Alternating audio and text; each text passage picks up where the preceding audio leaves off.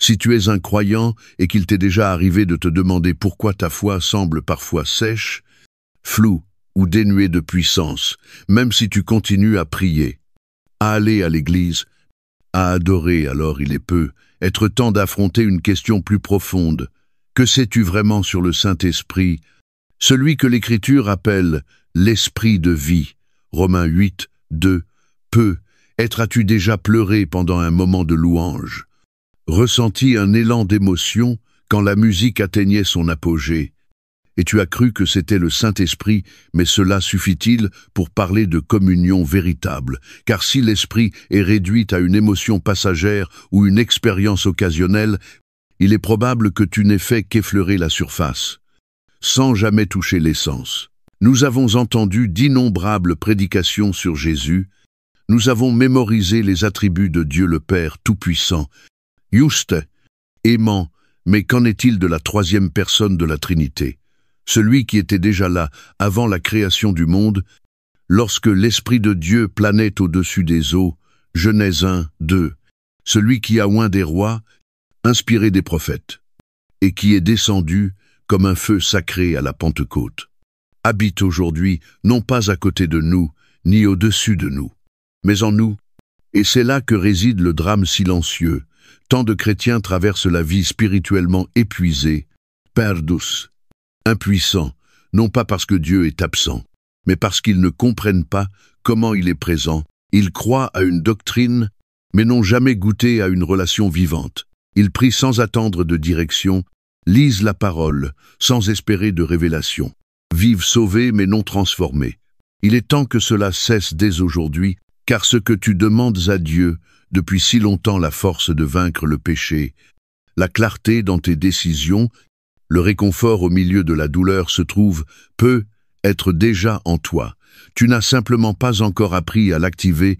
Le Saint-Esprit n'est pas nécessairement une bourrasque qui visite une réunion de réveil, mais une présence constante qui t'invite à un voyage plus profond où il devient ton ami le plus proche, ton Enzeignant, ton consolateur, ta source inépuisable de puissance. Ce n'est pas une doctrine à apprendre par cœur, c'est une relation à vivre pleinement. Alors, avant d'aller plus loin, je dois te poser cette question, et si ce qui te manque dans ta foi était justement ce qui en constitue le cœur, et si le vide que tu ressens provenait du fait que tu n'as jamais osé rencontrer vraiment cette part de Dieu, laisse cette vidéo t'emmener dans le mystère et la beauté du Saint-Esprit, non pas comme une idée théologique, mais comme la présence vivante de Dieu en toi. Il ne s'agit pas d'un exposé, mais d'une invitation. Ouvre-lui la porte, et si tu es prêt pour ce voyage, laisse un commentaire avec la lettre J comme un acte de foi, une déclaration que, quoi qu'il arrive, ton cœur est tourné vers lui, celui qui a toujours attendu de marcher avec toi. Avant de commencer, nous vous invitons à cliquer sur « J'aime » et à vous abonner à la chaîne. Ce voyage, c'est celui de la parole de Dieu racontée avec le cœur et la foi. Chaque geste de soutien, aussi simple soit-il, nous encourage profondément et permet à la parole du Seigneur de toucher d'autres cœurs en quête de vérité et d'espérance. Maintenant, embarquons ensemble dans l'histoire spéciale du jour, là où les pages de la Bible prennent vie, avec profondeur et lumière. Alors que nous avançons dans ce parcours de redécouverte, déjà interpellés par l'appel à une marche de foi plus profonde et plus vibrante, nous devons inévitablement faire face à une question qui définit l'essence même de notre vie spirituelle. Qui est le Saint-Esprit, non pas en théorie, ni comme une vague référence spirituelle, mais en vérité, en personne. En présence, trop souvent, l'esprit a été traité comme un accessoire théologique ou réduit à un élan émotionnel confiné à quelques instants intenses de louange.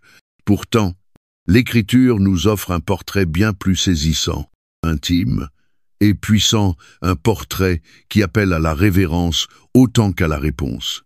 Le Saint-Esprit n'est ni une force abstraite, ni une émotion divine, ni une présence vacillante qui se manifeste dans l'atmosphère au son de la musique. Il n'est certainement pas une brume mystique flottant en arrière-plan de l'expérience chrétienne. Il n'est pas un ça, Il est une personne pleinement Dieu, pleinement présent, éternellement actif, coégal et coéternel avec le Père et le Fils, et celui par qui les desseins du ciel prennent forme sur la terre. Dès le commencement, il est là planant au-dessus des eaux dans Genèse 1, 2, non pas comme un souffle inactif, mais comme une force créatrice, prête à modeler le vide, attendant avec une intention sainte de donner forme à ce qui était informe, vie à ce qui était inerte, ordre à ce qui n'était que chaos, lorsque Dieu forma l'homme de la poussière et insuffla en lui le souffle de vie. Il ne s'agissait pas simplement d'un geste symbolique, car c'est bien le Ruach Elohim, le souffle même de Dieu, qui anima la première âme humaine. Genèse 2, sept. Ce même esprit descendit plus tard sur Joseph, lui donnant une sagesse qui déconcertait les sages d'Égypte. Genèse 41, 38. Et c'est encore lui qui remplit Betsaléel d'une habileté et d'une créativité divine pour construire le tabernacle dans le désert. Exode 30 et 1, 5. Révélant ainsi que l'Esprit de Dieu est non seulement puissance, mais aussi art, précision et beauté. À l'époque des juges, l'Esprit revêtit des hommes comme Gédéon et Samson non à cause de leur stature, de leur force ou de leur stratégie, mais parce que Dieu choisissait de déposer son esprit sur eux pour des missions spécifiques, souvent malgré leurs faiblesses humaines ou leurs échecs moraux, mais à travers tous ces récits, aussi saisissants et surnaturels soient-ils, une vérité s'impose. Dans l'Ancien Testament, la présence de l'Esprit est majoritairement ponctuelle. Il descendait sur des individus pour un temps, pour une tâche, puis repartait, soulignant ainsi une réalité douloureuse. La présence était réelle, mais l'accès, limité. David, bien coint et appelé, criait avec détresse. « Ne me rejette pas loin de ta face, ne me retire pas ton Esprit Saint. » Psaume 50 et 1, 11. Exprimant cette conscience aiguë que l'Esprit pouvait être retiré, perdu, attristé, ce désir d'une présence permanente, d'une habitation plutôt que d'une visitation, devient le cri prophétique des cœurs qui aspiraient à ce jour où l'Esprit non seulement descendrait, mais demeurerait. Ce jour n'était pas un mythe, mais une promesse, le prophète Joël proclama, avec urgence et espérance, qu'un temps viendrait où l'Esprit serait répandu sur toute chair, non plus seulement sur les rois et les prophètes, mais sur les fils et les filles, les jeunes et les vieillards, les hommes et les femmes, les esclaves comme les libres. Joël 2, 28-29. C'était une vision d'intimité, et non de distance, de communion, et non de restriction, une vision qui enflamma une génération d'espérance, jusqu'à ce qu'elle explose en un moment qui allait marquer l'histoire à jamais. Le jour de la Pentecôte, ce jour-là, tel que raconté dans Acte 2, le même esprit qui planait jadis sur le chaos originel revint, non pour habiter un bâtiment, mais des cœurs humains. Ce qui n'était qu'un murmure à travers les siècles devint un rugissement, un vent impétueux. Des langues de feu, des paroles inconnues mais comprises, et des cœurs paralysés par la peur furent soudain remplis d'une audace surnaturelle. Pierre, qui quelques semaines auparavant avait renié Jésus dans l'ombre, se leva maintenant à la pleine lumière et prêcha avec une clarté et une puissance qui conduisirent des milliers au salut. Ce n'était pas un simple changement de personnalité, c'était une transformation divine rendue possible non par la volonté humaine, mais par l'habitation du Saint-Esprit, et voici une vérité stupéfiante. Le même Esprit qui a ressuscité Christ d'entre les morts habite maintenant en nous. Romains 8, 11. Il n'est ni une version affaiblie, ni une présence diluée, ni une relique historique. Il est l'agent actif de la puissance de résurrection, le souffle de vie divine dans les poumons de chaque croyant, celui qui rend l'impossible non seulement possible, mais inévitable. Pourtant, malgré cette réalité bouleversante, beaucoup marchent encore dans l'ignorance, vivant comme des orphelins spirituels, portant une théologie de l'esprit sans expérimenter son amitié. Il nous faut donc nous interroger non pas avec culpabilité, mais avec une sainte curiosité. Le connaissons-nous vraiment? Non pas seulement les faits ou la doctrine, mais la personne. Reconnaissons-nous sa voix comme plus qu'une impression fugace? Et avons-nous fait place à sa conduite, autant dans le silence que dans l'extraordinaire? Car l'Esprit ne s'impose pas à nous. Il nous invite à une vie d'intimité, une communion marquée non par le contrôle, mais par l'abandon, non par des formules, mais par la relation. Il est celui qui nous convainc non pour nous accabler, mais pour nous réveiller. Il est le conseiller qui parle avec douceur, le consolateur qui s'approche dans le silence, l'avocat qui intercède quand nous ne savons plus comment prier. Il n'est pas distant, il n'est pas confus, il n'est pas silencieux, il attend notre attention, notre ouverture, notre oui. Et ainsi, alors que nous poursuivons cette révélation, nous ne laissons pas derrière nous la question « Qui est le Saint-Esprit ?» mais nous la portons avec une révérence renouvelée, car savoir qui il est transforme non seulement notre foi, mais notre manière de vivre. Et maintenant que le fondement est posé, il est temps de découvrir non seulement qui il est, mais comment il agit, car lorsque l'Esprit se meut, tout change. Alors que nous passons de la compréhension de qui est le Saint-Esprit à l'acceptation de ce que cette vérité implique concrètement pour nous, il nous faut affronter une réalité sobre qui résonne encore dans l'Église. Beaucoup croient dans la doctrine du Saint-Esprit sans pour autant marcher dans une relation avec lui. Il est tout à fait possible de réciter des vérités sur lui, d'affirmer sa divinité, de reconnaître sa présence lors des cultes, et pourtant demeurer spirituellement déconnecté de son œuvre quotidienne dans nos vies. Et c'est précisément dans cet écart entre la connaissance et la communion que naît une grande part de l'épuisement spirituel et de la confusion chez les croyants. Connaître des choses sur quelqu'un n'est pas la même chose que connaître cette personne. Et nulle part, cela n'est plus crucial que dans notre relation avec le Saint-Esprit. Une théologie sans intimité devient une forteresse intellectuelle privée de puissance. Beaucoup ont été formés à éviter l'erreur en se construisant une compréhension du Saint-Esprit aussi sûre que stérile, pour ensuite se retrouver incapables de discerner son action lorsqu'il se manifeste, non pas parce qu'il est silencieux, mais parce que nous n'avons pas appris à écouter. L'Église a souvent mis l'accent, à juste titre, sur l'étude de la parole et la révérence envers le Père et le Fils, mais a trop souvent relégué le Saint-Esprit au second plan, comme s'il était optionnel ou même dangereux, comme si le connaître exigeait une intensité émotionnelle ou des expériences spectaculaires. Pourtant, Jésus lui-même déclara à ses disciples qu'il valait mieux pour eux qu'ils partent, car alors viendrait le Consolateur, l'Esprit. Jean 6, sept. Cette parole seule renverse toute idée que l'Esprit serait secondaire, car comment la présence physique du Christ pourrait-elle être moins avantageuse que ce que nous avons reçu, à moins que le Saint-Esprit ne soit à la fois essentiel et pleinement divin? À travers toute l'Écriture, nous voyons le Saint-Esprit non seulement agir avec puissance, mais aussi désirer la communion. Il est le souffle qui rend vie aux eaux desséchées dans la vision d'Ézéchiel, Ézéchiel 37, 1-14. Mais aussi la voix qui murmure dans le silence à Élie, non dans le tremblement de terre ni dans le feu, mais dans un souffle doux et léger, 1 Roi 19, 12.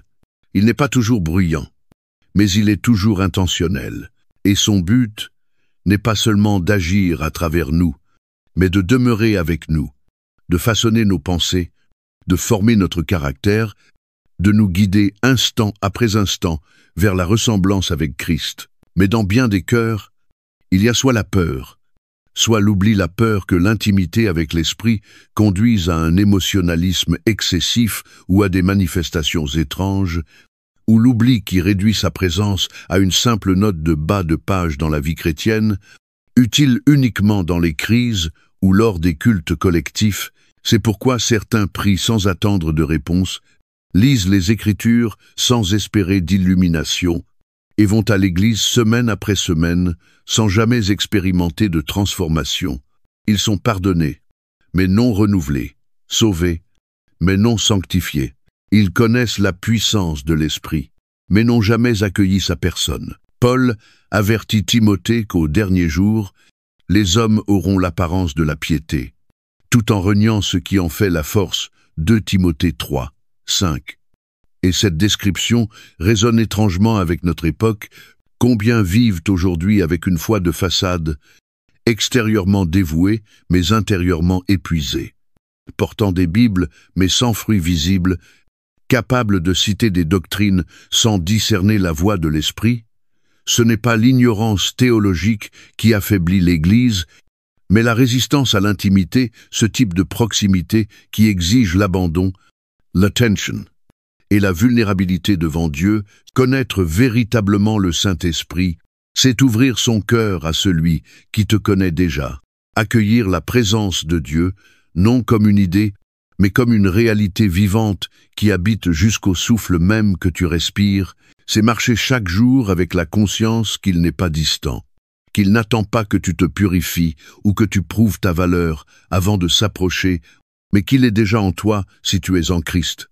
Non pour te submerger, mais pour marcher avec toi, pour parler, guider et transformer, comme Paul le rappelle dans Galates 4, 6, et parce que vous êtes fils, Dieu a envoyé dans nos cœurs l'Esprit de son Fils, lequel crie « Abba, Père !»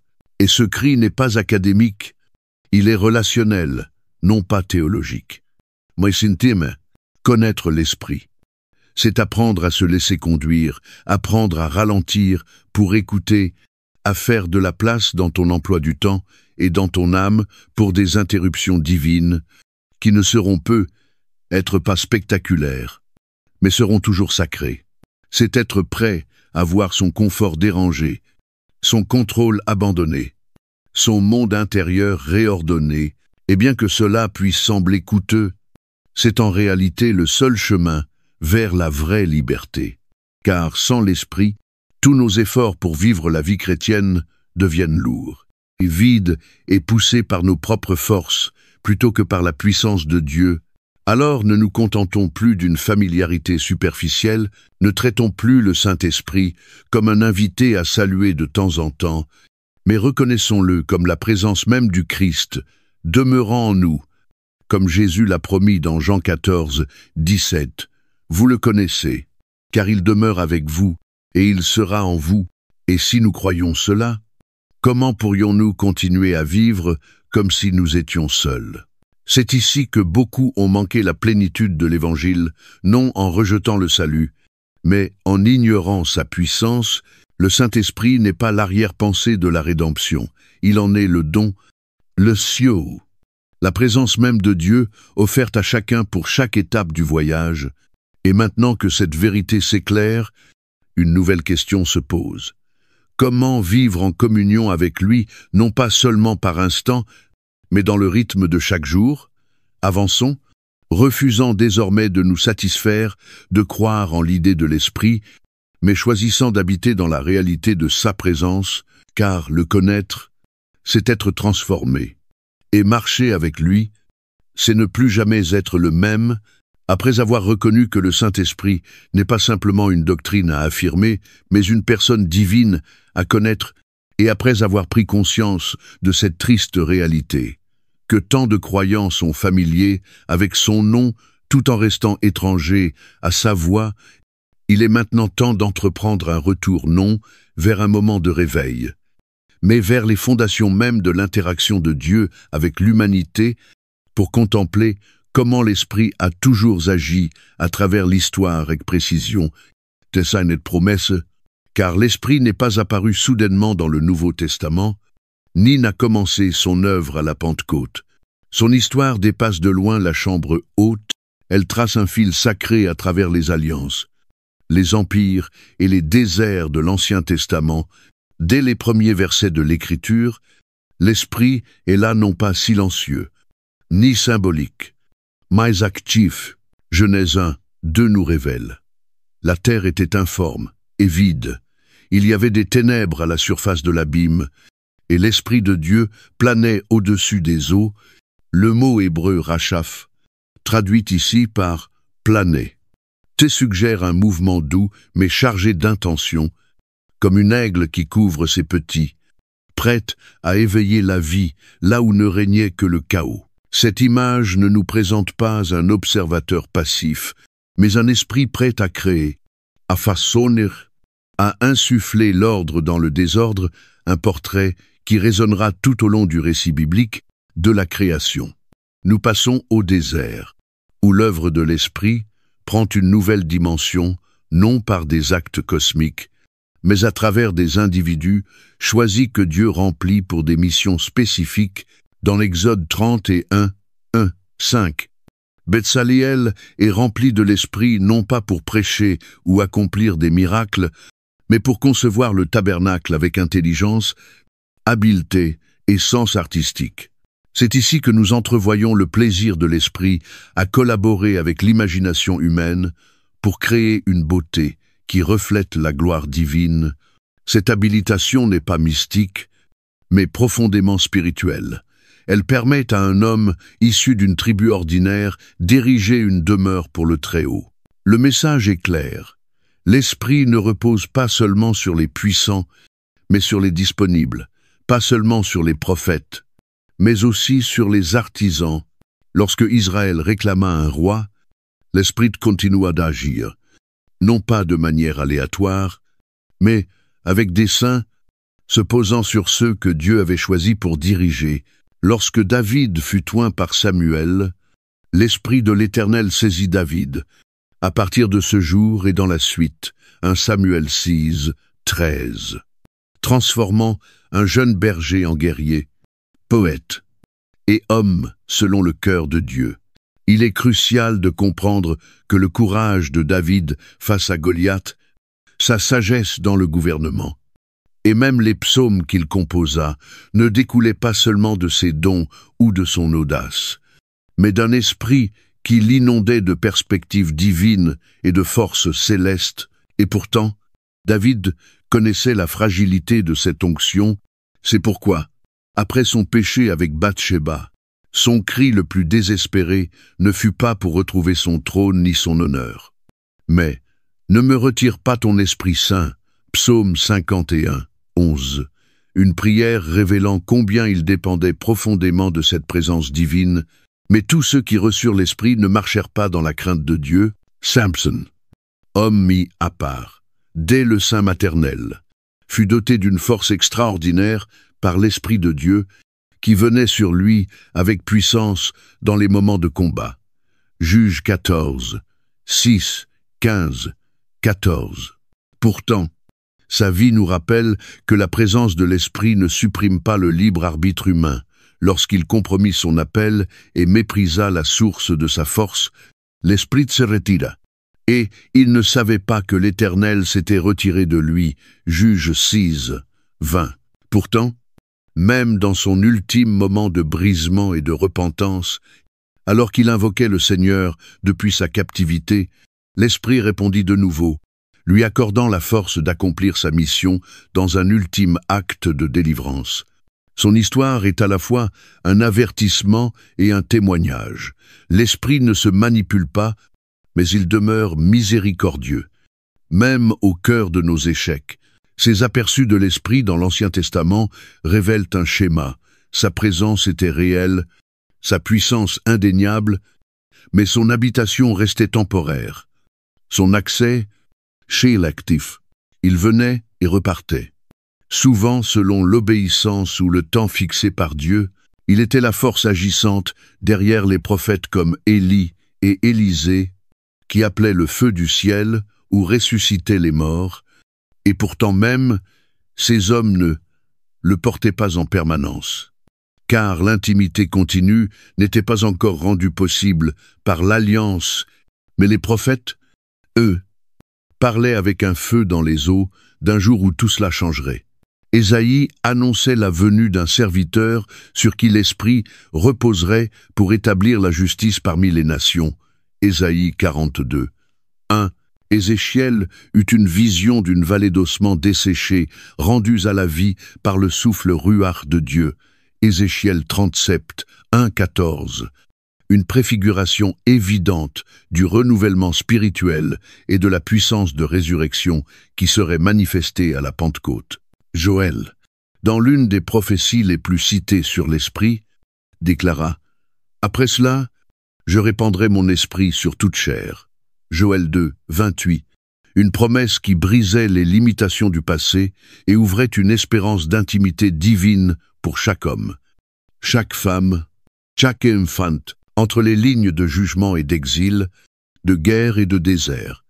L'Esprit agissait pas toujours dans le tonnerre ou le spectacle, mais avec une précision sainte, préservant un reste fidèle, suscitant des libérateurs, et murmurant la venue d'un jour où il ne viendrait plus seulement visiter, mais habiter l'Ancien Testament, souvent perçu à tort comme dépourvu d'intimité spirituelle, contient en vérité certains des mouvements les plus profonds de l'esprit, chaque acte préparant ce qui allait venir, non en contradiction avec le Nouveau Testament, mais en posant les fondements.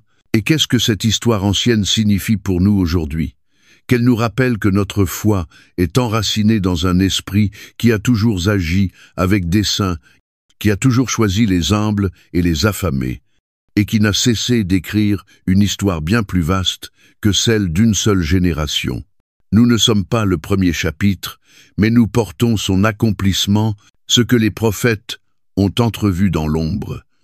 Nous le contemplons dans la lumière, ce que les rois ont expérimenté par instant, nous y avons accès au quotidien.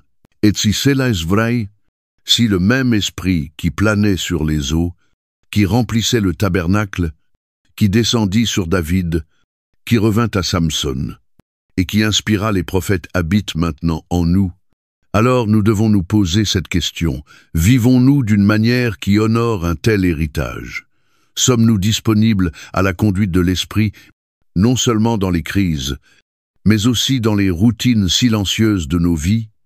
Car l'esprit qui autrefois se posait sur les hommes est désormais celui qui demeure en eux, et si nous osons y croire, alors ce qui vient ensuite ne changera pas seulement notre théologie, mais transformera radicalement notre manière de vivre.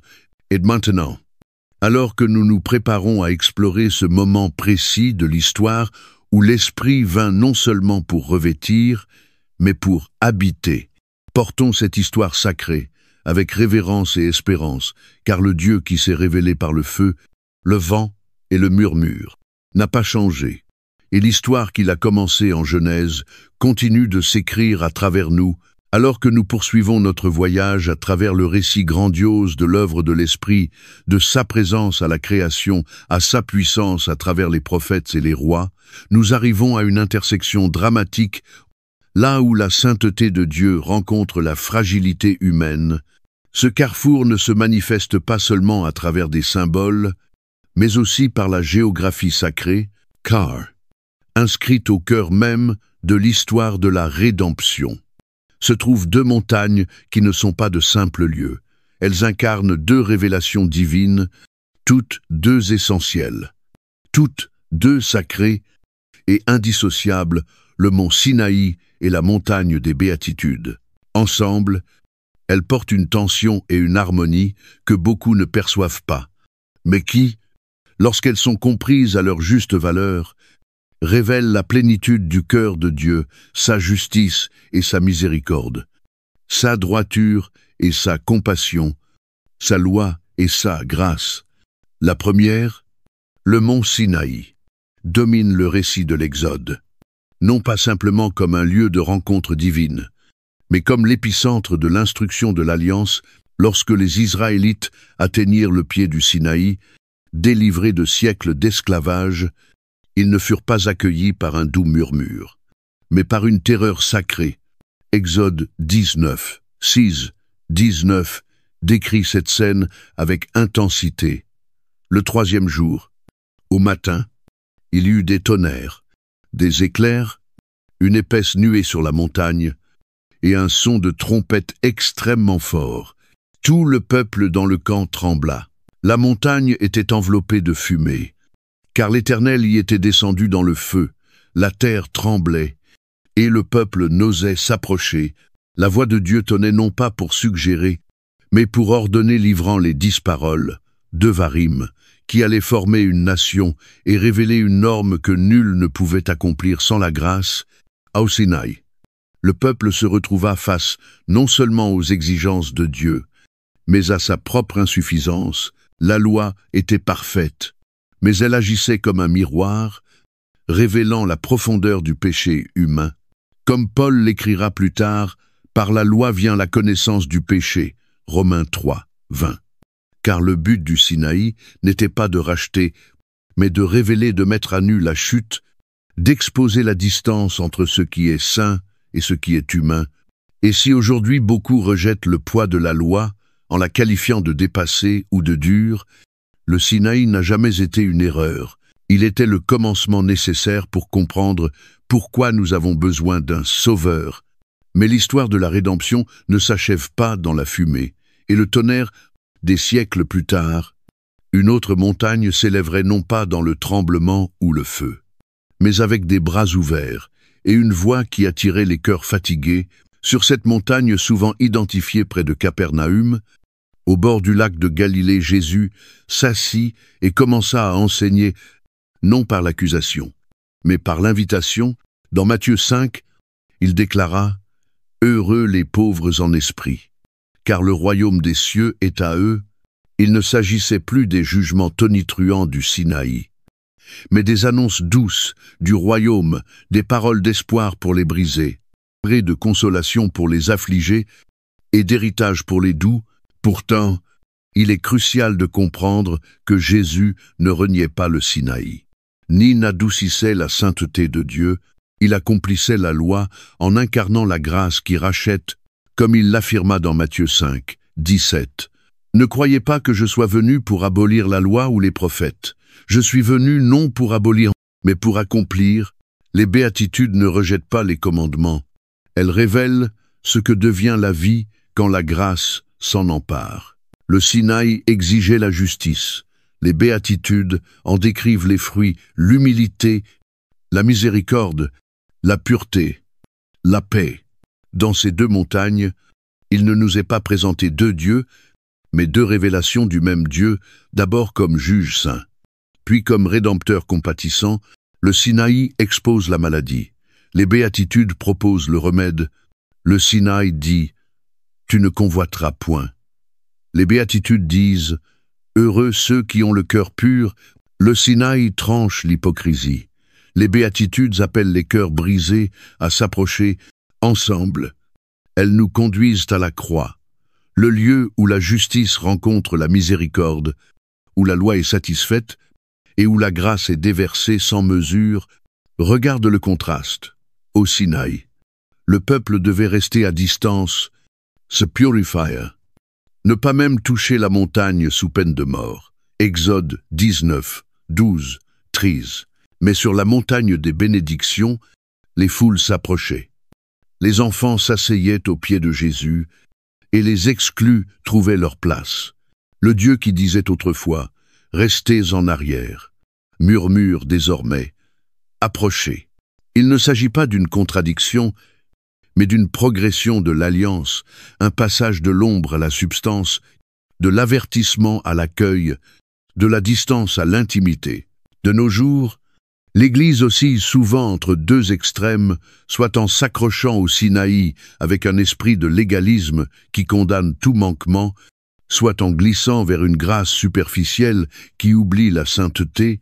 Mais l'Écriture nous appelle à nous tenir entre ces deux montagnes, à porter cette tension avec révérence et à laisser la plénitude du caractère de Dieu former nos cœurs. Nous avons besoin du feu du Sinaï pour nous rappeler que le péché demeure grave, que Dieu reste saint, et que la crainte de l'Éternel est le commencement de la sagesse. Proverbe 9, 10.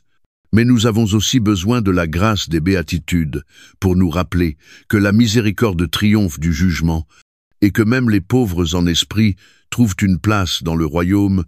Lorsque nous embrassons les deux, nous ne perdons ni l'un ni l'autre. Nous gagnons une vision de la croix qui n'est pas seulement pardon, mais transformation, car Jésus s'est tenu entre ces deux montagnes, portant le poids de la loi, afin que nous puissions marcher dans la beauté de la grâce, et maintenant, il nous appelle non à rejeter l'un des deux sommets, mais à avancer avec les deux en portant la révérence du Sinaï et la tendresse des béatitudes dans un monde qui a désespérément besoin à la fois de vérité et d'amour. Alors peut être que la vraie question n'est pas de choisir entre les deux montagnes, mais de savoir si nous sommes prêts à gravir les deux. Sommes-nous restés trop longtemps au Sinaï, accablés par la culpabilité et la performance? Ou bien avons-nous erré trop loin dans une grâce sans crainte, oubliant le feu sacré qui brûle encore? Le chemin ne s'éloigne pas de ces montagnes. Il passe par elles vers le cœur d'un Dieu qui parle dans le tonnerre et le murmure, qui juge avec droiture et bénit avec abondance, et qui, maintenant, par son esprit, nous invite à vivre dans l'équilibre des deux, et tandis que nous nous tenons dans cet espace, entre les sommets, entre la loi et l'amour, le commandement et la compassion, nous commençons à entrevoir non plus seulement une doctrine, mais une destinée, car dans la tension de ces deux montagnes, l'Esprit commence à dessiner la forme de la croix, et dans cette forme, nous découvrons notre véritable identité, non pas comme des esclaves craignant le jugement, ni comme des cœurs légers abusant de la grâce, mais comme des fils et des filles appelés à vivre dans la sainteté par la miséricorde, et dans la miséricorde par la sainteté, et depuis cette terre sacrée, nous pouvons désormais avancer non plus comme des errants, mais comme des adorateurs, portant à la fois le feu et la bénédiction dans le monde. Écoutons, car le même Dieu qui tenait autrefois depuis la montagne, parle désormais depuis l'intérieur de nos cœurs, alors que nous avançons au-delà des deux sommets que sont le Sinaï et la montagne des béatitudes. Nous sommes invités non seulement à contempler la tension sacrée entre la loi et la grâce, mais à entrer au cœur même de l'action du Saint-Esprit dans cette tension, car s'il est la puissance qui ressuscite les morts, la présence qui demeure en nous et la voix qui proclame la vérité, il est aussi le conseiller qui nous guide à la fois par la conviction et le réconfort, deux mouvements apparemment opposés. Qui, sous, s'amène, deviennent une seule et même œuvre de miséricorde. Être conduit par le Saint-Esprit, ce n'est pas être poussé par la peur ou contraint par la force, mais guidé avec autorité douce par celui qui voit tout en nous chaque intention, chaque blessure, chaque péché caché et qui nous aime suffisamment pour nous appeler dans la lumière. Sa conviction n'est pas condamnation. Car à la différence de l'accusateur qui cherche à détruire par la honte, l'Esprit révèle pour restaurer. Jésus, dans son dernier enseignement à ses disciples, a promis que l'Esprit viendrait convaincre le monde en ce qui concerne le péché, la justice et le jugement. Jean 6, 8. Non pas pour nous accabler, mais pour réveiller notre âme à sa soif de justice et de grâce. Trop souvent, nous confondons la conviction avec un doigt divin pointé sur nos échecs. Mais l'Esprit ne nous enferme pas dans notre honte. Il nous en appelle à l'image d'un chirurgien qui n'incise que pour guérir. L'Esprit perce non pour blesser, mais pour libérer. Hébreux 4, 12 décrit la parole de Dieu comme vivante et efficace, plus tranchante qu'une épée quelconque à deux tranchants. Et c'est par l'Esprit que cette parole sépare âme et esprit, mettant en lumière ce que nous préférerions cacher, mais avec une intention rédemptrice. Lorsque nous ressentons la conviction du Saint-Esprit, c'est la miséricorde de Dieu qui attire notre attention sur ce qui, in silence, est en train de nous détruire quelque chose que nous ne pourrons pas surmonter tant que nous n'en reconnaissons pas la présence. Et pourtant, la conviction n'est jamais la finalité. Le même esprit qui convainc est aussi celui qui vient consoler, qui ne parle pas avec colère, mais avec tendresse, nous rappelant que, même si nous tombons, nous ne sommes pas abandonnés. Songe à Pierre, le disciple qui renia Jésus 3 fois au moment le plus sombre. Après la résurrection, Jésus ne le réprimande pas, mais le cherche et lui demande doucement « M'aimes-tu » 3 fois, une question pour chaque reniement, une grâce pour chaque faute, Jean 20 et 1, 15 d'Ixept. Ce moment n'était pas seulement une remise de peine, mais une restauration, une confrontation pleine d'amour, rendue possible par l'Esprit, qui suscite à la fois l'appel et la réponse. De même, dans la vie du roi David, après son péché avec Bathsheba et la mort planifiée d'Uri, ce fut le prophète Nathan, poussé par l'Esprit, qui le confronta non par la violence, mais par une parabole qui permit à David de se reconnaître lui-même. Ce ne fut pas la défense qui suivit, mais la repentance. De cet instant naquit le psaume 50 et un cri qui traverse les âges, marqué par l'œuvre du Saint-Esprit. Crée en moi un cœur pur. Ô Dieu, renouvelle en moi un esprit bien disposé. Ne me rejette pas loin de ta face. Ne me retire pas ton Esprit Saint. Psaume 51, 12, 13. Ce n'était pas le remords d'un homme pris en faute, mais la prière brisée d'un homme qui connaissait la valeur de la communion avec l'Esprit et ne pouvait supporter de la perdre. Ce que l'Esprit commence par la conviction, il le soutient par le réconfort. Sa présence n'est ni passagère, ni punitive. Il ne murmure pas la vérité pour nous laisser trembler seuls. Il marche avec nous dans la vallée qu'il a lui-même révélée. Lorsque nous pleurons, il pleure avec nous. Lorsque nous ressentons le poids de nos chutes, il se rapproche non pour accuser, mais pour guérir. En Ésaïe 51. 1. Trait. Le ministère prophétique du Messie est décrit avec ces mots bouleversants. Pour panser ceux qui ont le cœur brisé, tu proclamais la liberté aux captifs, pour leur donner un diadème au lieu de la cendre, une huile de joie au lieu du deuil, un vêtement de louange au lieu d'un esprit abattu. Le Saint-Esprit accomplit cette œuvre chaque jour, pénétrant nos lieux les plus sombres pour y échanger la douleur contre la paix, la culpabilité contre la grâce et la faiblesse contre une force divine. Et pourtant, combien d'entre nous résistent à sa voix? Nous ignorons ce trouble dans notre esprit, justifions nos compromis, et faisons taire les élans qui nous poussent à pardonner, à confesser, à revenir. Nous appelons cela conscience, humeur ou simple inconfort, mais bien souvent, c'est le souffle même de Dieu qui nous appelle à revenir, non pas parce qu'il est en colère, mais parce qu'il nous aime trop pour nous laisser dériver. Dans une culture où le silence est pris à tort pour la paix et où le confort est recherché sans transformation, nous devons redécouvrir que l'Esprit apporte à la fois la vérité et la tendresse. Le vrai réconfort ne conforte pas ce qui nous détruit. Il nous en délivre. La véritable conviction ne détruit pas notre dignité. Elle la ranime, et lorsque ces deux mains de l'Esprit se meuvent ensemble, l'une pour révéler, l'autre pour racheter, nous découvrons bien plus qu'un simple ajustement de comportement. Nous expérimentons une transformation du cœur. Alors, à quelle voix prêtes-tu l'oreille?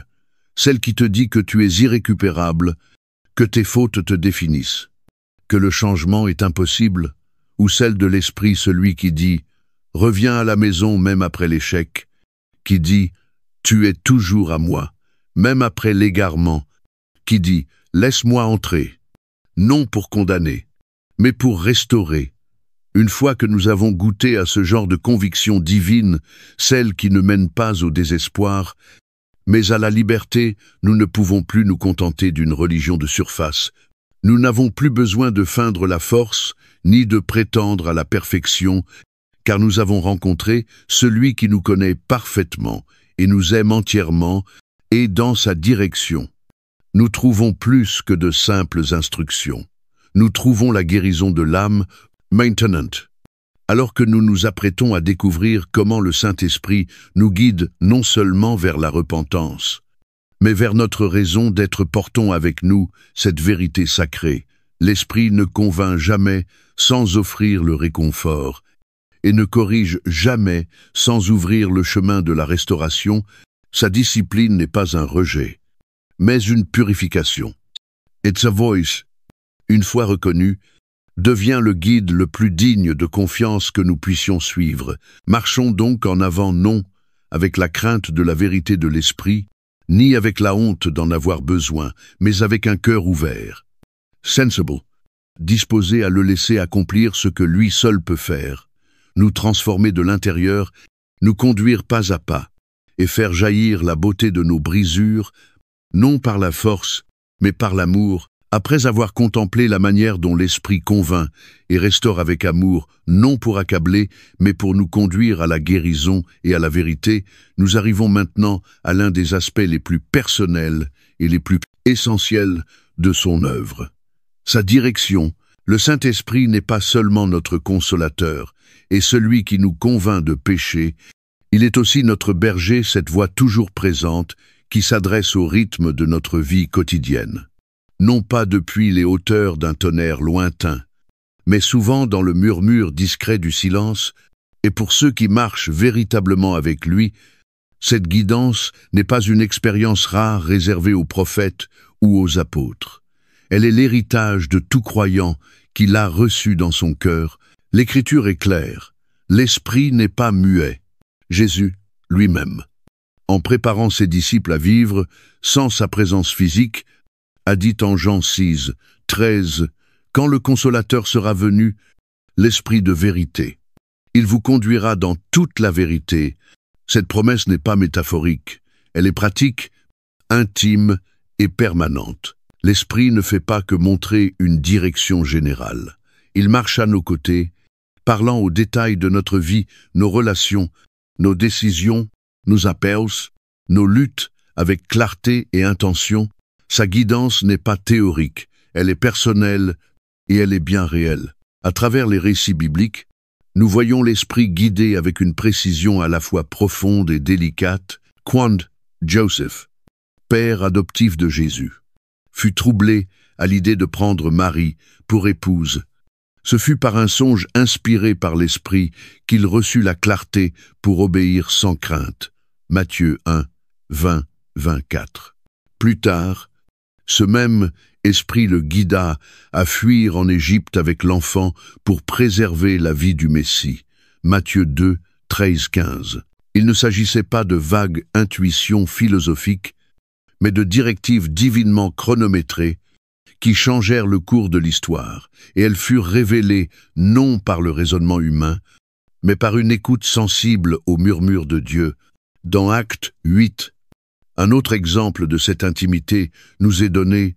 Philippe, alors au cœur d'un réveil en Samarie, est soudainement conduit par l'Esprit à quitter la foule pour prendre une route déserte. Là, il rencontre un haut fonctionnaire éthiopien, lisant Ésaïe, et par une conversation inspirée, une âme est transformée et l'Évangile est porté vers l'Afrique. Acte 8, 26, 39. Ce genre de guidance n'est être pas spectaculaire, mais il est glorieux. Il nous montre que l'Esprit se soucie non seulement des nations, mais aussi des individus, et que son timing divin se manifeste souvent sous forme de simples élans, difficiles à expliquer avant d'avoir obéi. Mais bien que l'Esprit guide, il criait rarement. Sa voix est souvent subtile, non parce qu'il manque de clarté, mais parce qu'il nous invite au silence, à l'attention, à une posture de confiance. Le psalmiste écrit « Il me conduit dans les sentiers de la justice à cause de son nom » Psaume 23, 3. Et cette conduite, bien que douce, n'est jamais possible. Elle peut venir par l'écriture, quand un verset prend soudainement vie, ou par un trouble sacré qui nous fait hésiter avant une décision, ou encore par une paix profonde, même quand la logique s'y oppose. Dans Colossiens 3, 15, Paul exhorte les croyants à « laisser la paix de Christ dominer dans leur cœur », utilisant le mot grec brabeo, qui signifie agir comme arbitre, montrant que la paix intérieure est souvent le signal que nous marchons en accord avec l'Esprit. Cependant, ce discernement ne peut grandir dans le bruit. Dans un monde saturé de voix-opinions, craintes, distraction et exigence, la voix de l'Esprit se discerne le mieux dans une paix volontairement choisie. Sa guidance ne cherche pas à s'imposer. Elle appelle, elle invite, elle exige non seulement des oreilles ouvertes, mais aussi une posture intérieure humble, patiente et prête à bouger, même si le pas est petit, même si le chemin reste obscur, comme le dit Proverbe 3, 5, 6, « Confie-toi en l'Éternel de tout ton cœur et ne t'appuie pas sur ton intelligence. Reconnais-le dans toutes tes voies, et il aplanira tes sentiers. L'Esprit honore ceux qui se laissent conduire, ceux qui ne réclament pas toute la carte, mais choisissent de le suivre pas à pas. Parfois, sa direction nous protégera de dangers invisibles. D'autres fois, elle nous projettera dans des rendez-vous divins. Cet ami que tu as ressenti le besoin d'appeler, cette conversation que tu as retardée, mais qui te revenait sans cesse, ce pressentiment de rester ou de partir, rien de tout cela n'est accidentel. Ce sont souvent les mouvements silencieux de l'esprit, alignant nos pas humains avec des desseins célestes.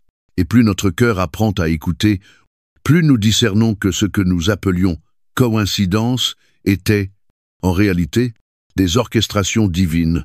Mais attention à ne pas idéaliser cette guidance comme une perfection instantanée.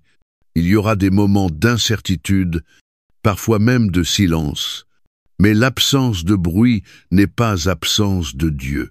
L'Esprit attend parfois notre silence, avant de parler non par retenue, mais parce qu'il cherche une relation, et dans cette attente, il construit une confiance non seulement dans ce qu'il dira, mais dans qui il est. Souvenons-nous également que l'Esprit ne nous conduira jamais en contradiction avec la parole. Sa voix s'accorde toujours aux Écritures, jamais à notre seule convenance ou à nos émotions. C'est pourquoi toute quête de sa direction doit être enracinée dans la vérité. Nous devons prier avec la Bible ouverte, écouter avec un cœur discernant, et peser ce que nous entendons non à la lumière de nos sentiments, mais du caractère immuable de Dieu révélé en Christ. Parfois, cette guidance viendra aussi à travers les autres. Dieu utilise souvent le conseil sage, l'encouragement opportune, voire la confrontation, pour confirmer ce qu'il murmure déjà dans notre cœur. L'Esprit parle dans la solitude comme dans la communauté, et dans les deux, il faut l'humilité pour recevoir. Mais ce qui compte le plus, c'est l'obéissance. Chaque pas que nous faisons en réponse à sa voix affine notre capacité à entendre le suivant. L'obéissance est le terrain d'entraînement de la sensibilité spirituelle. Alors posons-nous cette question. Quelle a été la dernière chose que l'Esprit t'a soufflé? As-tu obéi, hésité ou ignoré? L'as-tu rejeté comme une simple pensée passagère? Ou l'as-tu reconnu comme la direction du Dieu qui voit ce que toi tu ne vois pas? Plus nous répondons, plus sa voix devient claire, non parce qu'il change, mais parce que nous apprenons à écouter, et maintenant que nous comprenons que l'Esprit ne fait pas que nous sauver du passé ou parler dans nos douleurs, mais qu'il nous guide dans le présent, nous sommes prêts à explorer quelque chose d'encore plus profond. Non seulement il nous dirige, mais il nous rend capables de marcher selon ce qu'il révèle, car le chemin de l'Esprit ne se limite pas à l'orientation. Il nous équipe, et l'étape suivante de ce voyage nous entraînera au cœur de la puissance qui rend l'obéissance possible et l'impact spirituel inévitable. Allons plus loin. Après avoir suivi l'Esprit à travers son œuvre de conviction, de consolation et de direction par des murmures dans le silence et une clarté dans les Écritures, nous parvenons maintenant à une vérité capitale qui ne doit pas rester une notion théologique abstraite, mais devenir une réalité incarnée. Le Saint-Esprit ne se contente pas d'informer ni d'inspirer. Il nous rend capables, sans cette capacité donnée d'en haut, la vie chrétienne devient un effort noble mais impossible, alourdi par les limites humaines et soutenu uniquement par la volonté. Pourtant, l'Évangile n'a jamais eu l'intention que nous vivions par nos propres forces. Depuis le commencement, le dessein de Dieu a toujours été d'inclure son Esprit, non seulement comme compagnon, mais comme source de puissance divine en nous active, surnaturelle et transformatrice. Cette vérité est révélée de manière éclatante dès les premiers jours de l'Église. Après sa résurrection, Jésus n'a pas envoyé ses disciples immédiatement en mission, bien qu'ils aient marché avec lui pendant des années et entendu sa voix de leurs propres oreilles. Au contraire, il leur donna une instruction claire: ne quittez pas Jérusalem, mais attendez ce que le Père a promis. Vous recevrez une puissance, le Saint-Esprit survenant sur vous, et vous serez mes témoins. Actes 1, 4.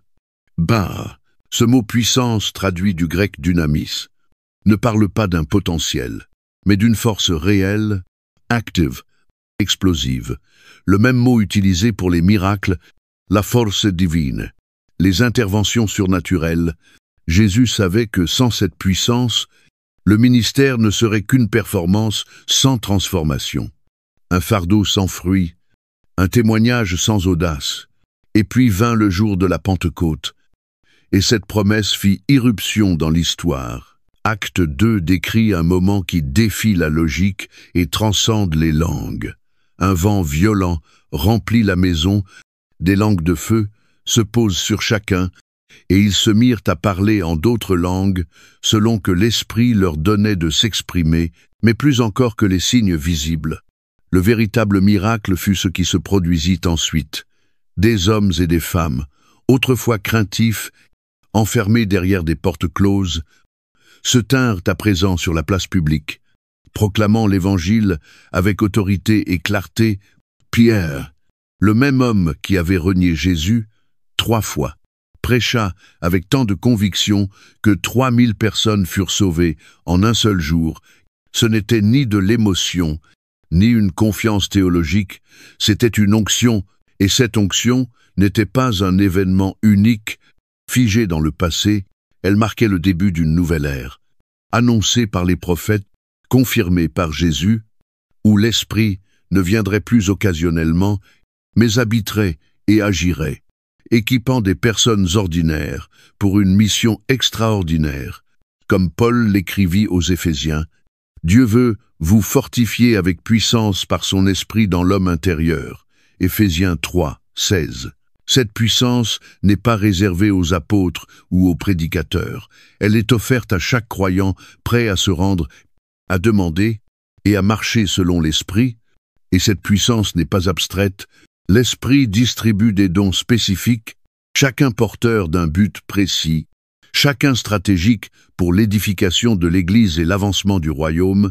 Dans 1 Corinthiens 12, 7-11, Paul décrit ces manifestations de l'esprit, paroles de sagesse, des connaissances, foi, guérison, miracles, prophétie, discernement des esprits, diversité de langues et interprétation est précise que, à chacun, la manifestation de l'esprit est donnée pour l'utilité commune. Ces dons ne sont pas des accessoires spirituels, mais des outils de mission divine. Ils ne servent pas à élever le serviteur, mais à glorifier celui qui donne. Pourtant, beaucoup de croyants restent dans l'ignorance ou l'hésitation par manque d'enseignement ou par peur des excès, oubliant que les dons ne sont pas faits pour impressionner, mais pour équiper. Ce ne sont pas des trophées pour les plus avancés, mais des instruments pour les cœurs obéissants. Et tout comme Paul exhorta Timothée à raviver le don de Dieu, 2 Timothée 1, 6. Nous devons comprendre que les dons ne grandissent pas dans la théorie, mais dans l'action. L'audace ne vient pas de la personnalité, mais de la présence, et la puissance de l'esprit se manifeste le plus clairement quand nous osons faire un pas, même tremblant, dans l'obéissance. Pense à Étienne, pas un apôtre, ni un fondateur d'église, mais un homme simplement décrit comme plein de foi et d'Esprit Saint. Acte 6, 5. Lorsqu'il se tint devant le Sanhédrin, faussement accusé et menacé de mort, ses paroles furent non défensives, mais inspirées. L'Écriture nous dit que son visage ressemblait à celui d'un ange, Acte 6, 15, et que son témoignage perça les cœurs, non parce qu'il était éloque, mais parce que l'Esprit parlait à travers lui. Ou encore Timothée, jeune et timide, à qui Paul rappelle que l'Esprit que Dieu nous a donné ne nous rend pas timides, mais nous remplit de puissance, d'amour et de sagesse. 2 Timothée 1, Sept, ce ne sont pas des exceptions, mais des modèles pour tous ceux qui croient. Toi aussi, tu as reçu quelque chose que le ciel veut utiliser, peut être invisible, peut être encore en gestation, mais bien réel. Tu ne te sens peu, être pas qualifié. Mais l'esprit ne choisit pas en fonction des compétences ou de la reconnaissance, il cherche la disponibilité, et lorsqu'il la trouve, il n'agit pas dans le bruit, mais avec autorité, il donne des paroles qui brisent des chaînes, des prières qui changent l'atmosphère, et une endurance qui dépasse les forces naturelles. Sa puissance n'est pas pour le spectacle, mais pour l'accomplissement. Et cet accomplissement commence par une transformation pas seulement de ceux qui t'entourent, mais de toi-même. Trop souvent, nous attendons des conditions idéales, la permission de quelqu'un d'autre, ou ce sentiment d'être prêt avant d'entrer dans ce que Dieu a déjà rendu disponible. Mais l'Esprit n'attend pas ta perfection, il attend ton abandon. Et au moment où tu te rends, où tu prends le risque de l'obéissance, tu découvriras que sa puissance n'est pas théorique, elle est immédiate, personnelle et incontestable. Dans un monde saturé de spectacles, mais affamé de substance, ce dont nous avons besoin, ce ne sont pas des expressions religieuses bien ficelées, mais des personnes marquées par la présence des vies qui portent le fruit d'une puissance surnaturelle, des voix qui résonnent de l'intimité avec Dieu. Ce n'est pas de performance dont le monde a besoin, mais de présence, et nous ne pouvons pas vivre comme Jésus, parler comme lui, aimer comme lui, ou vaincre comme lui, sans le même esprit qui l'habitait. Alors cessons de vivre comme si nous étions impuissants, cessons de traiter le Saint-Esprit comme une idée à admirer plutôt qu'une puissance à expérimenter, car le même esprit qui a ressuscité Christ d'entre les morts habite en toi. Romains 8, 11, pas un esprit diminué, pas une ombre de la Pentecôte, mais le souffle même de Dieu. La vraie question n'est pas « L'esprit va-t-il agir ?» mais « Lui laisseras-tu la place ?» Ravivras-tu ce qui a déjà été déposé en toi?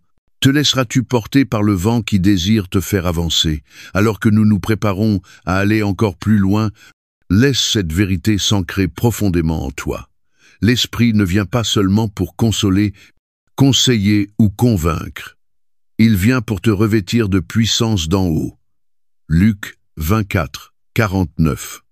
Afin que tu ne vives pas en survivant, mais en témoin, non dans la peur, mais dans le feu, et c'est de ce feu que le monde verra non notre force, mais sa gloire, si le Saint-Esprit vient non seulement pour habiter en nous, mais aussi pour nous revêtir de puissance afin d'être témoins et d'accomplir la mission. Alors, il nous faut désormais aller encore plus en profondeur, au-delà de ce qu'il fait à travers nous, pour contempler ce qu'il fait en nous. Car la preuve la plus authentique et la plus durable de sa présence ne se manifeste pas dans des dons spectaculaires, des manifestations visibles ou des actes publics empreints d'audace, mais dans la transformation lente et silencieuse de notre nature intérieure. Sans ce renouvellement profond, la puissance extérieure devient creuse, et toute activité spirituelle, si impressionnante soit-elle, court le risque de devenir une performance plutôt qu'un fruit de rédemption. C'est pourquoi l'œuvre de l'Esprit doit atteindre non seulement nos mains, mais aussi nos cœurs, remodelant nos désirs, nos réactions et notre identité même de l'intérieur vers l'extérieur. L'apôtre Paul exprime avec clarté pastorale cette œuvre intérieure dans sa lettre aux Galates. En Galates 5, 22, 23, il décrit le fruit de l'esprit comme étant l'amour, la joie, la paix, la patience, la bonté, la bienveillance, la foi, la douceur, la maîtrise de soi. Il ne s'agit pas là d'une liste morale ou d'objectifs spirituels à atteindre par l'effort humain. Ce sont les résultats organiques, inévitables, de la présence constante de l'esprit. Paul parle intentionnellement de « fruit » et non d'œuvre, car le fruit pousse, il ne se force pas.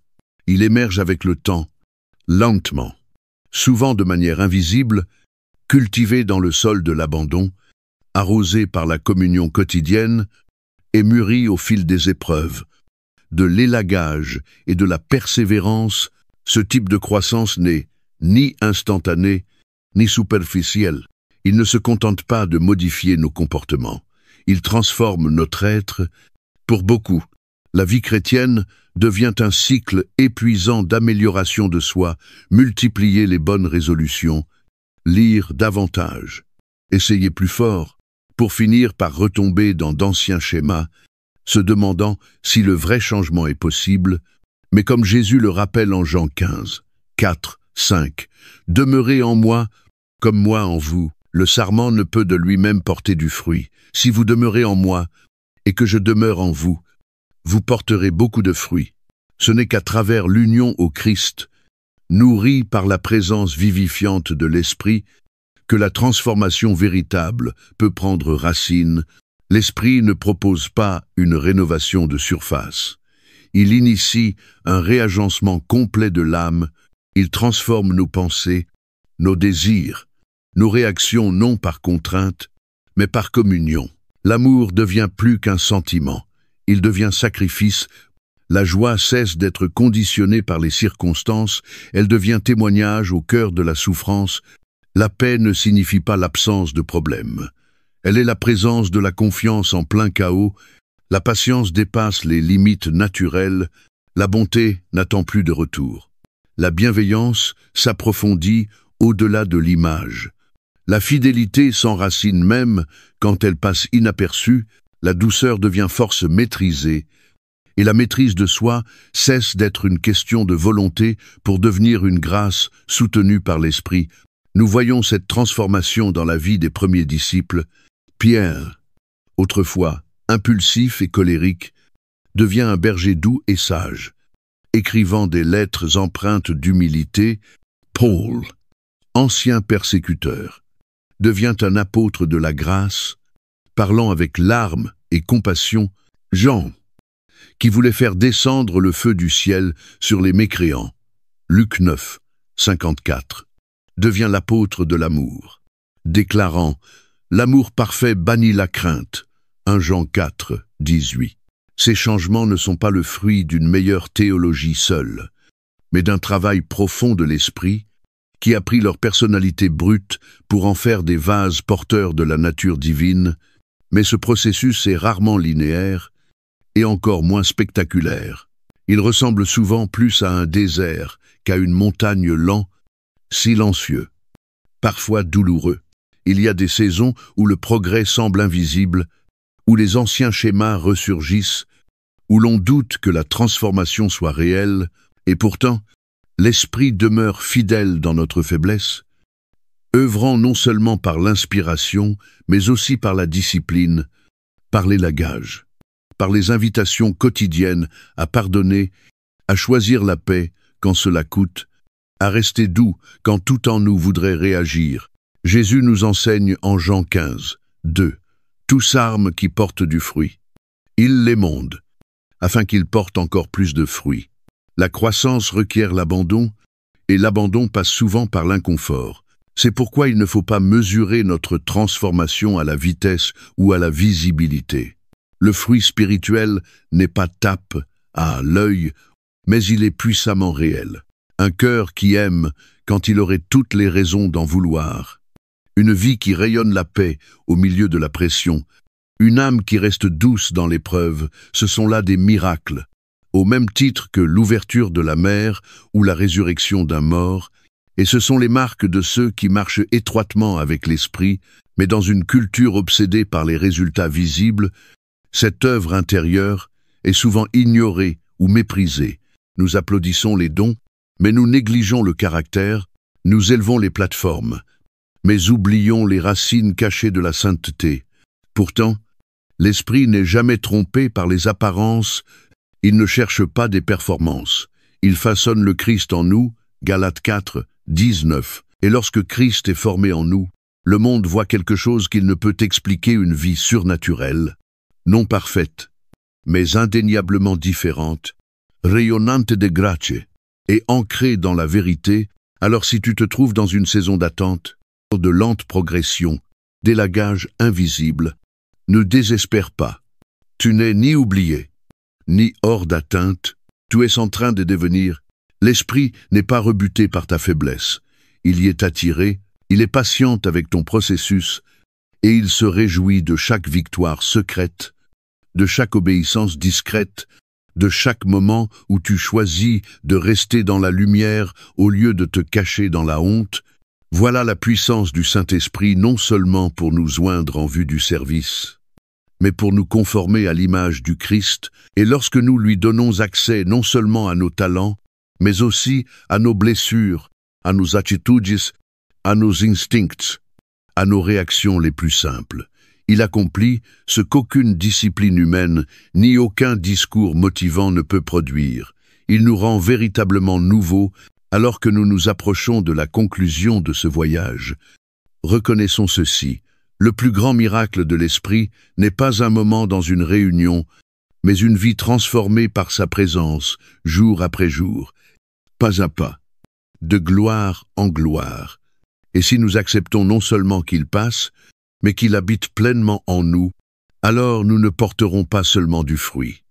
Nous deviendrons nous-mêmes un témoignage vivant que le même esprit qui a rempli le Christ vit maintenant en nous, alors que nous arrivons à ce seuil sacré de notre parcours, après avoir traversé les mystères de l'identité de l'esprit, de sa présence agissante, de son œuvre de transformation et de sa direction intime, une question profondément personnelle et éternelle se pose.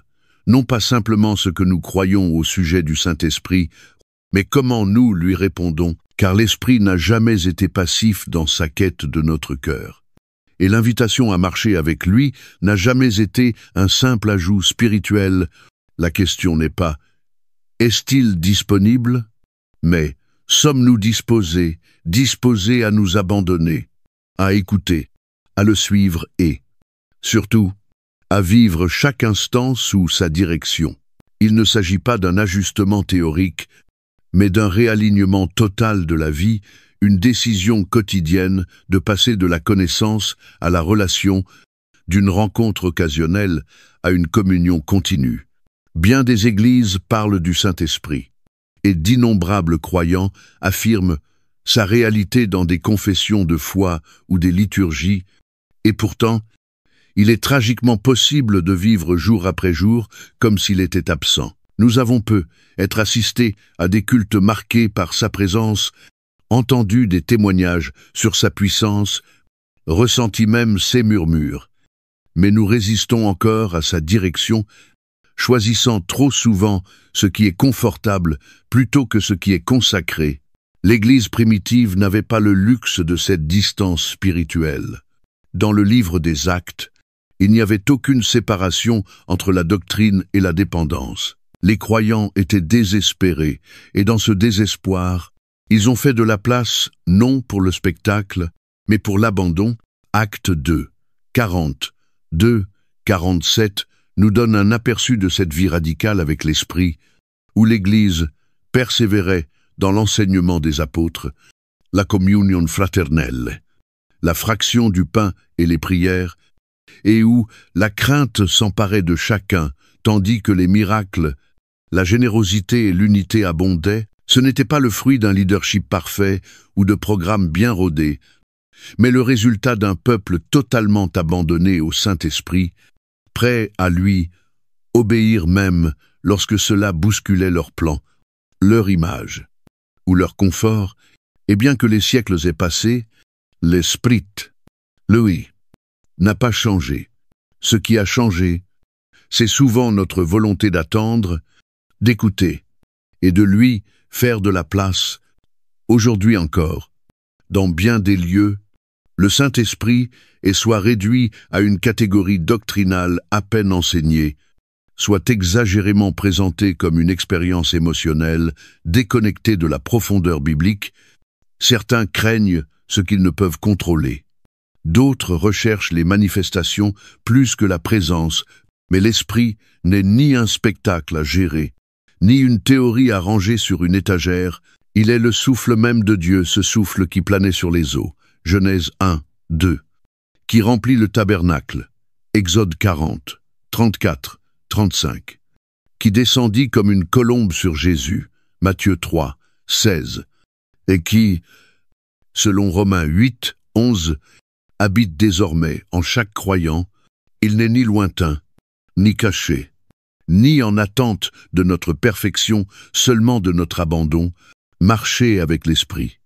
C'est cultiver une vie de sensibilité et de soumission, c'est prier non seulement pour parler, mais pour écouter, c'est lire les Écritures, non comme une routine, mais comme une conversation vivante, où le même esprit qui a inspiré le texte en révèle le sens pour aujourd'hui, c'est adorer quand on n'en a pas envie, obéir même sans comprendre, et croire que Dieu parle, même si l'on ne voit pas encore, mais cette vie ne peut être soutenue sans intention.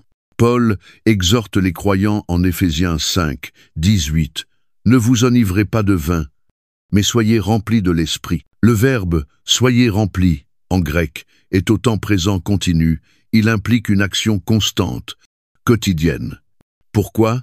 Parce que nous fuyons, parce que nous sommes vidés, parce que la vie nous épuise, que les combats nous affaiblissent, et que les distractions émoussent notre perception spirituelle. Sans remplissage constant, nous glissons dans l'imitation tentant de reproduire ce que seul l'esprit peut produire, luttant dans la chair pour porter un fruit qui ne peut naître que dans l'intimité. Alors si tu te sens sec, ngoudi, ou désillusionné non pas par Dieu, mais par une version de la foi sans puissance, tu n'es pas disqualifié. Tu es invité. Invité à vivre la vie pour laquelle tu as été créé, non seulement sauvé par grâce, mais soutenu par sa présence, non seulement pardonné, mais rempli. Le Saint-Esprit n'attend pas un événement spécial, une atmosphère de culte ou une percée émotionnelle. Il est présent maintenant, prêt à renouveler, à embraser, à conduire. Ce n'est pas un appel à rechercher des sensations, mais à cultiver la foi. Ce n'est pas une question de volume ou de démonstration publique, c'est une invitation à s'abandonner dans le secret, à être vrai dans la lutte et à choisir encore et encore de l'inviter, non comme un invité, mais comme Seigneur de chaque décision, chaque instant, chaque souffle. Alors aujourd'hui, si tu intenson murmure, n'endurcis pas ton cœur, Hébreux 3, 15. Si tu ressens cet appel à laisser tomber la peur, l'orgueil, la distraction ou l'incrédulité, réponds non avec hésitation, mais avec faim, et si ton esprit, là maintenant, est en train de frémir d'un désir de plus non, de plus d'information, mais de plus d'intimité, alors fais ce pas, prie les mains ouvertes, abandonne ton calendrier, demande-lui de te remplir non pas une fois, mais chaque jour. Laisse les distractions se taire, laisse l'orgueil tomber, laisse l'effort religieux être remplacé par une dépendance relationnelle, invite l'esprit, non pas à passer, mais à demeurer, accueille-le non seulement dans les moments de louange, mais dans la routine, l'ishaus, la fatigue, l'inconnu, et alors que tu le fais, ne garde pas cela pour toi, partage ce feu, encourage quelqu'un à écouter. Parle là où régnait le silence. Écris ce que tu choisis d'abandonner, dis à quelqu'un ce que tu entends de sa part. Car le réveil ne naît pas des plateformes, il commence dans les cœurs enflammés par sa présence. Ce n'est pas la fin d'un message, c'est le commencement d'une vie totalement abandonnée à l'Esprit du Dieu vivant. Alors ouvre la porte, laisse-le entrer, et dès cet instant, marche non par la vue, non par tes propres forces, mais par l'Esprit, car tous ceux qui sont conduits par l'Esprit de Dieu sont fils et filles de Dieu, Romains 8, 14, et c'est exactement pour cela que tu as été créé. Alors que nous achevons ce parcours sacré, il est essentiel de comprendre que les fins, dans l'Esprit, ne sont jamais de simples conclusions, elles sont des seuils. Ce qui a été révélé n'est pas destiné à rester dans nos esprits comme une élévation théologique ou une belle inspiration spirituelle, mais à pénétrer le tissu intime de notre quotidien, là où les décisions se prennent dans le silence, là où les cœurs se brisent dans l'ombre, là où l'obéissance se mesure non sur des estrades, Mais dans la discrétion des instants ordinaires, le Saint-Esprit ne nous tend pas une doctrine distante. Il tend la main vers ton cœur ici, maintenant non pour visiter, mais pour demeurer depuis le commencement. Sa poursuite n'a jamais été passive. Il planait sur les eaux en Genèse 1. 2. Il a agi à travers les juges et les rois, il a parlé par les prophètes, il est descendu en feu à la Pentecôte.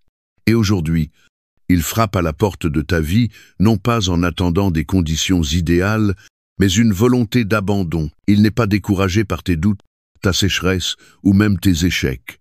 Il n'est pas intimidé par ton passé, ni troublé par tes questions.